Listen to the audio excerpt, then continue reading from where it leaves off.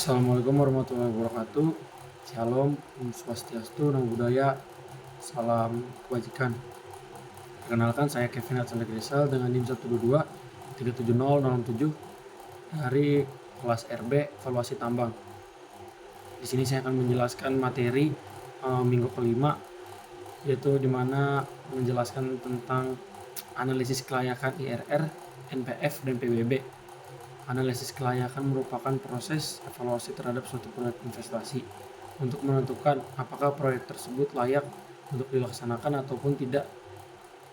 Di dalam analisis ini, beberapa metode yang sering digunakan adalah internal rate of return atau IRR, net present value atau INPF, dan payback period atau PBP. Ketiga metode ini memiliki kelebihan maupun kekurangan masing-masing, namun secara bersama-sama dapat memberikan gambaran yang komprehensif mengenai kelayakan suatu proyek.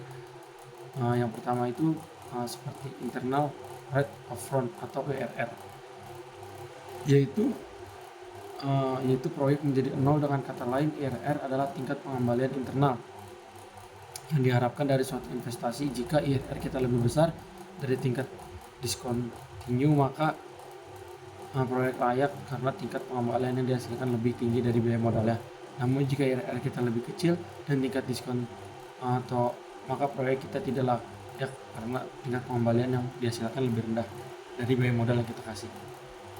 Nah, kelebihan metode ini sendiri itu pertama, mudah untuk dipahami karena dinyatakan dalam bentuk presentasi, mempertimbangkan waktu dari nilai uang sendiri. Kekurangannya itu asumsi aliran kas masuk terjadi pada akhir periode untuk proyek dengan aliran kas yang tidak konvensional atau positif, dan negatif secara bergantian mungkin terdapat beberapa nilai IRR-nya. Yang kedua itu adalah present value atau MPPF, adalah selisih antara nilai sekarang dari arus kas masuk bersih dengan nilai sekarang dari nilai investasi awal. Jika NPF kita lebih besar dari 0, maka proyek kita layak karena menghasilkan keuntungan bersih. Namun jika NPF kita lebih kecil daripada 0, maka proyek kita tidak layak karena menghasilkan kerugian. Kelebihan metode ini itu mempertimbangkan waktu nilai uang, menunjukkan nilai tambah yang dihasilkan oleh suatu proyek.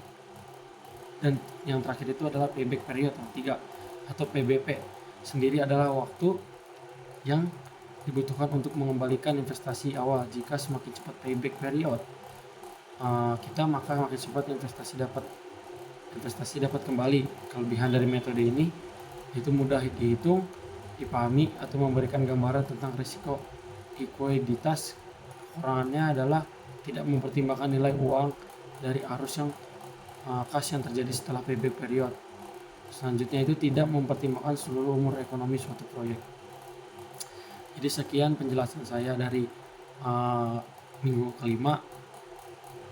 Terima kasih, saya cukupkan. Wassalamualaikum warahmatullahi wabarakatuh. Shalom, Om Swastiastu, Namo Buddhaya, salam kebajikan.